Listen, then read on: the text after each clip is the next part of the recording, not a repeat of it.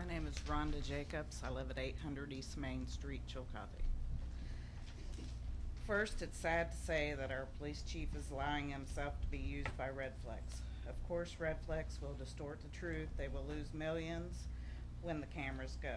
The ordinance will not stop the police from doing their job. Read it. Where does it say that?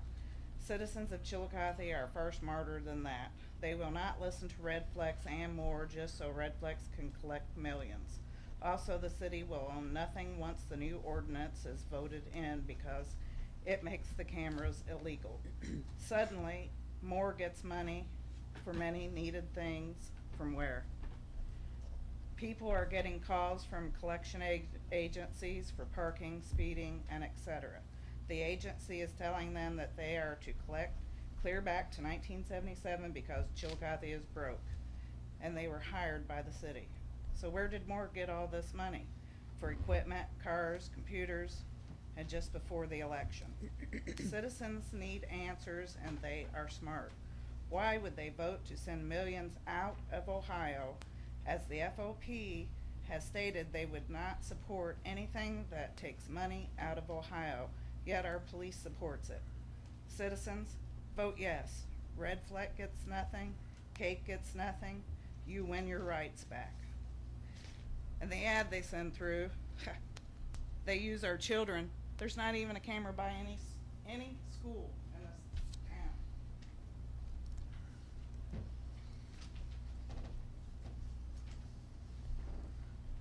Anyone else wish to address council this evening?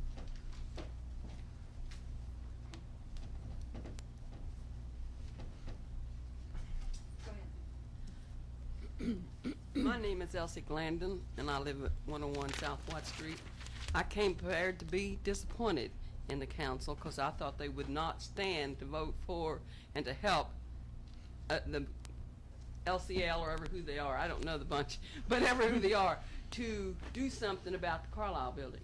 It's my passion. I'm just a citizen from down in the East End, but I would like for you all to close your eyes and look at our city. I came uptown the other night, and I hadn't been for a long time, and I looked, and all the little cafes was opened, and everything is starting to come back in Chillicothe. We're becoming alive again, and I come from a ghost town, a town that just died, and it never came back. And if we don't preserve our buildings, we all go to Europe, we go all over the country to see the beauty. We have it here in Chillicothe. If you go down on Main Street and drive back toward town, it's just like driving into a movie this week. It really is. And with all the beauty, and if you'll drive up here of a night, the nights when the little cafes and things are open, it makes you feel like you're someplace else. And I want to thank the council for agreeing to sit down and talk with people to save Carlisle. We have to do that. If we don't, we are a heartless city, and we are a city that will eventually, every building will be closed. And we need to open them up, because I've been to cities where little things like that, cafes and things, and you would be surprised. I told the girl who bought, the place down on the corner, what's her name? Litters. Liz Litters, she bought Slagles, and she's redone it, and it's a beautiful little place to go and have things and meetings.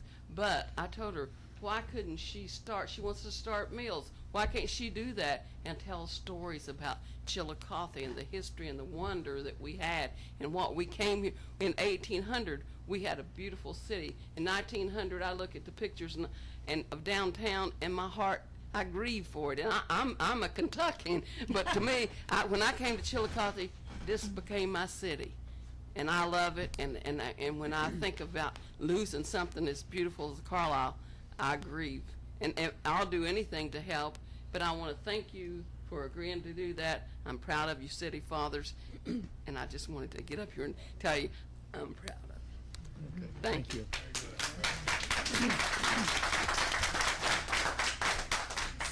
My name is Bart Henshaw. My address is 5324 Egypt Pike. Thank you, Elsie. You were better there than if you had been on that video that we never got the interviews for. I'm here to talk about a variety of things. I'm coming off a yesterday high of 600 people being downtown Chillicothe for Ghost Walk, and Sharon Verhoff has our t-shirt on. We had a wonderful, wonderful outing, and this is connected to something else that is going on here.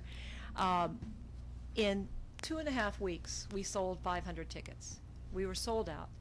Visitors Bureau has 4 tour groups that want to come next year. The economic development, and Elsie said it, we're coming back. People want to be in our space. We have fun, we have good history, we have nice people. At one point, I found myself needing something out of my car and turned around and handed my keys to some young man I just met 10 minutes before and thought, I could do this. And it worked, and it worked. And you don't do that in Atlanta, where I grew up, or in New York, or Baltimore, or Washington. You don't even look them in the eye, much less hand them your keys. So I'm here tonight to talk about economic development. And certainly part of our economic development is to have a conversation with the people about the Carlisle. And I think the resolution you're bringing forward is a positive first step. Make sure that that resolution not only covers the city using the building, but, you know, are there other possibilities, other things that are maybe going to happen there? I do have to say this. I wish we could turn off the camera. Maybe we ought to have red flex camera equipment made here in Chillicothe. Maybe that's a downtown business we ought to start, and then all the money would stay here. I'm sorry, guys. I know. I started that whole thing, and it was all for safety at that point, wasn't it? We all knew it was about safety. But maybe if the equipment were manufactured here in the building, if we vacate the building across the street, maybe somebody will manufacture that kind of equipment, and then we can provide it, and it'll be more palatable to everybody. There are a lot of other possibilities. As we begin to look at how to use our other buildings, I would suggest that maybe you look at OSU South Centers. They have incubator programs. People who are moving out of that center are looking for spaces to house their new businesses, and they need low rent spaces, maybe with some grant money that they often have that accommodates or accompanies these new businesses. You could get some supplemental money to use some of the spaces that we have downtown. The Pump House has for years talked about spaces for artists and musicians, working with the area art league. Maybe something like that on 2nd Street. We, a few years ago, talked about, I lost my voice yesterday and it's going to go away. But there are a lot of things that are going on here. It's not because we suddenly have more money. I know we don't. But there is money out there to do anything we want to do. And I am glad to see council make this first step in conversation. I'm sorry it didn't happen last April, because we would be so much further along prior to November 3rd election. November 3rd isn't going to be magic to the Carlisle. The conversation still has to go on November 4th.